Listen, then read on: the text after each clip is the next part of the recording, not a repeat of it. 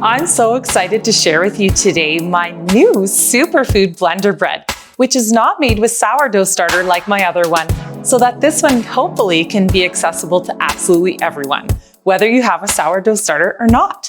It's chock full of incredibly delicious whole grains and superfoods. It is so incredibly delicious and so easy to make. So go ahead, pause this video, grab your mise en place, and let's get started at making it.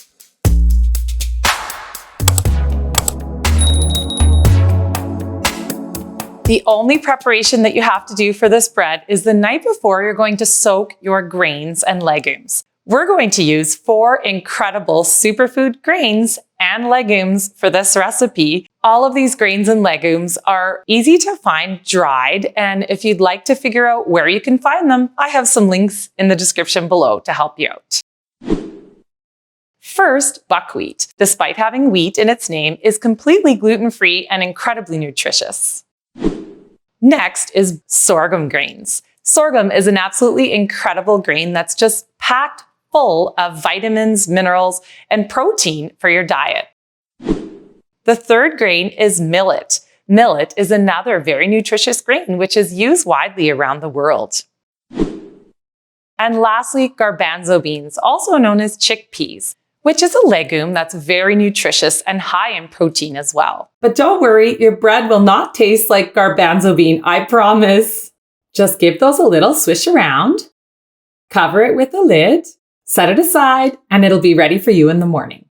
The first thing that we need to do is turn on our oven and start to preheat it to 375 degrees Fahrenheit, convection, or 190 degrees Celsius fan. And I promise you, by the time it's preheated, your bread will be ready to go in the oven. That's how easy this recipe is. The next morning, your grains and legumes will be ready to go. And you can see once they've been soaking overnight, they'll be nice and soft.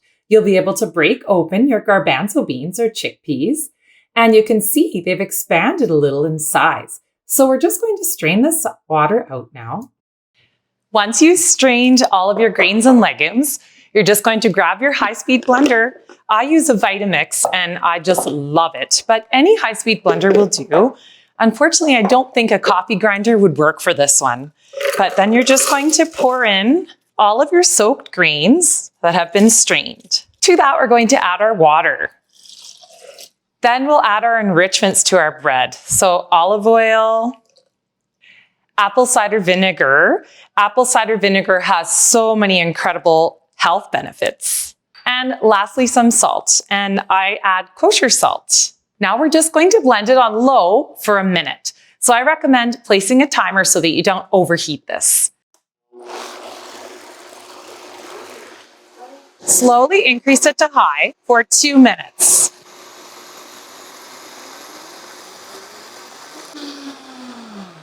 And you're going to notice when you open it, there's going to be a lot of steam released. So as you can tell, it's going to be very hot. You can see the steam and you can see that it's nice and smooth. You can feel with your finger and you'll notice that it's nice and smooth like butter, almost as if you used flour. It's just amazing. The longer you soak the grains, the easier it is for you to blend them. So try not to skip out on the soaking overnight. However, if you did forget to soak them and you still really want to make it, that's okay. You can go ahead and soak your grains for at least 30 minutes in hot water and they'll be ready to blend up. You'll just need to blend for a little longer, more like 5 minutes. But if you do that, it will be even hotter. So you will need to make sure for it to rest and cool down. So what we want to do is make sure that now our really liquidy grains begin to thicken up and get some structure. So we want to add our binders. So I'm going to use white ground chia seeds and whole psyllium husk. Now, whole psyllium husk and ground psyllium husk are not the same thing. So if you don't have whole psyllium husk, don't worry. Just check out my video here on my channel and it'll explain everything you need to know about psyllium husk and how to swap ground for whole. Chia seeds and psyllium husk are incredible superfoods. So they have a ton of nutritional value. So now we're just going to blend these up on low for just like 10 to 20 seconds, just so that they're incorporated. And then we'll have a quick look and see that it's nice and incorporated. So it's already beginning to thicken. We're going to leave this sitting to the side. I highly recommend using a digital thermometer like this ThermoPro one. And I'm just going to check the temperature of my liquids just to show you that when this has blended up, it's 134 degrees Fahrenheit. So that's actually too hot to add my yeast. It will kill off my yeast. So it needs to cool down a little. So we're going to leave it here to cool on the counter while we activate our yeast. I'm going to use the Fleischmann's traditional active dry yeast. So we need to make sure that our water is warm. So I'm just going to pop that into the microwave for about 30 seconds. So I've heated up my water slightly, but I really highly recommend that you check the temperature. You can feel it with your finger if you don't have a thermometer. And this way you can tell that it's the perfect temperature. Check that out. It's 110 degrees Fahrenheit. If it's between that 110 to 120 degrees Fahrenheit, that's perfect for yeast.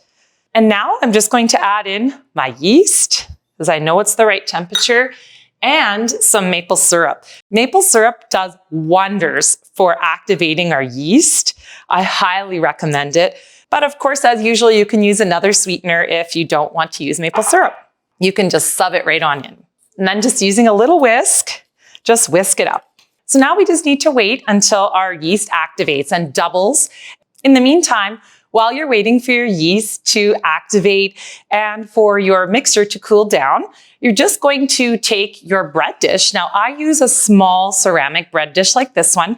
I find that this bread, because it has no starches, it really needs a little bit more support of a smaller bread pan. You can use a little bit larger one like this bread pan here that's metal, but what you'll find is that your bread won't actually rise up quite as much. It may even have a little bit of a divot in the middle because it just doesn't have enough support. So what I'm going to use this one for is just to put, I already have this in my oven. I forgot to show. So I'm just going to add water and I'm going to put this on the bottom rack of my oven so that I can create steam in my oven for helping with my bake. So now while we're waiting, we're just going to take some butter or vegan butter or coconut oil and just grease our dish. I find that it's much easier if I grease my dish and easier to get the bread out, but you can also use parchment paper and just line it. It'll just leave a few little divots in the corners of your bread, but that's totally fine. It still looks and tastes delicious. Now, because I'm using a small dish, I decided to make this recipe with a little bit more dough. And the reason is because everyone's going to have different sized bread pans. And I didn't want to make it so that only if you have this small bread pan, you can make this bread. I wanted to make it accessible to everyone. So what I do is I use this 8.5 by 5, I think it is, inch bread pan.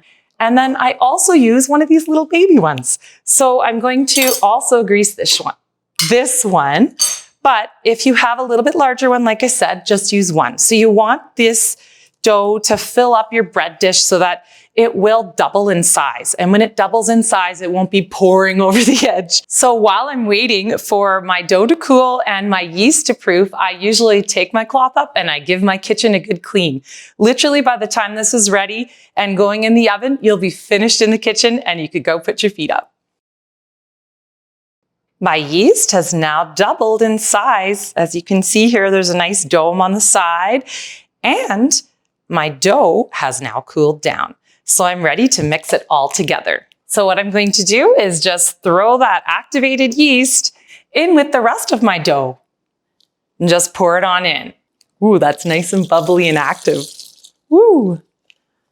Oh, it smells so good. Now we're just going to blend it gently for about 10 to 20 seconds just to incorporate it all. You'll just need to increase the speed just slightly to get it to incorporate.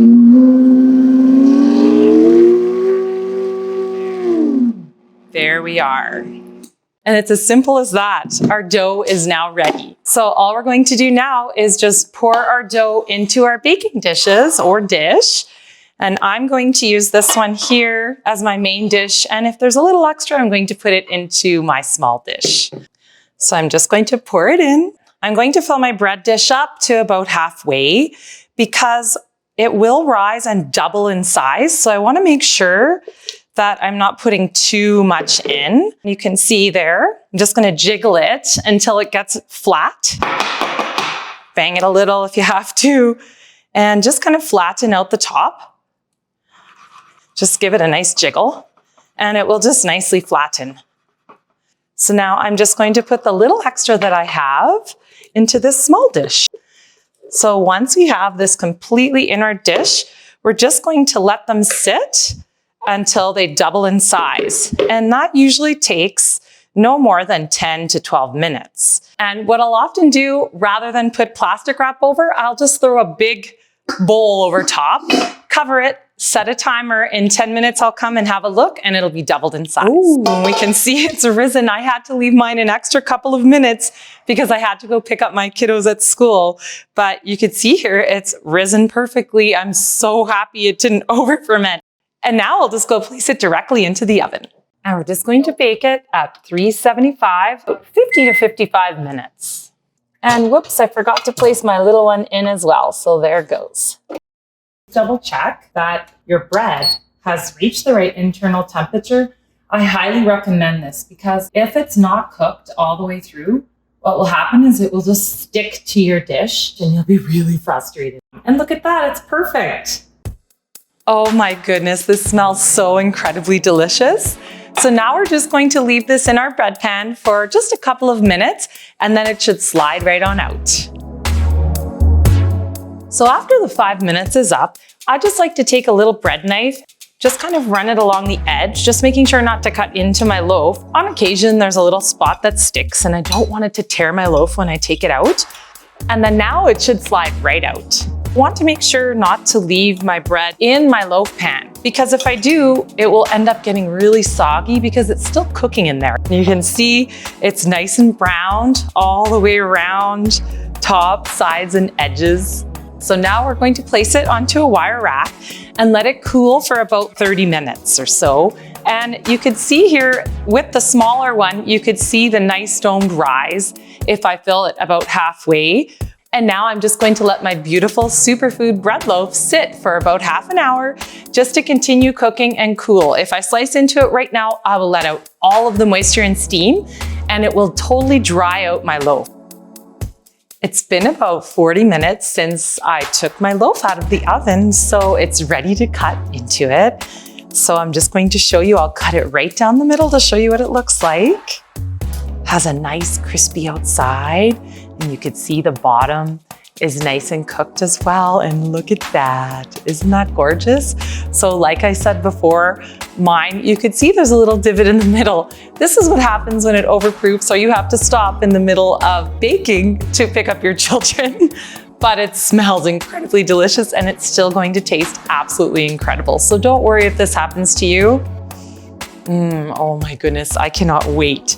So let's just slice into the rest of it and I'll show you how easily it slices to make sandwiches or toast. Our favorite way to eat this bread is to toast it and put some nice warm butter onto it. And you can see it has a little hole in here, so it was a little bit overproofed, which I knew. So, but look at that. Look how beautiful it is. It slices up so beautifully and it will not fall apart. It's not crumbly. It's an absolutely lovely loaf. And I hope that you enjoy it as much as me and my family do. It's so delicious. If you've enjoyed making this bread along with me and you'd like to see more like this, please leave me a comment and let me know what you'd like to see. And I'd love it if you like this video and subscribe to my channel for more videos coming up soon. Take care. I'll see you soon.